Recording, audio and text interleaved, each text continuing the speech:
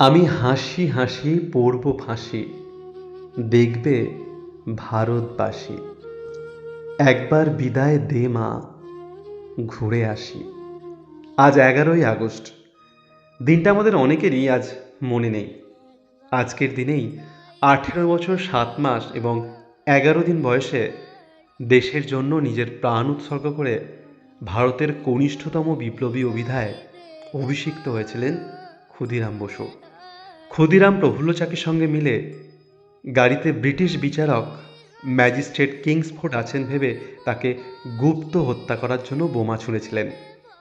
Magistrate Kingsford অন্য একটি গাড়িতে বসেছিলেন, যে ঘটনার ফলে দুজন ব্রিটিশ মহিলার মৃত্যু হয়, যারা ছিলেন মিসেস কেনেডি ও তার কন্যা।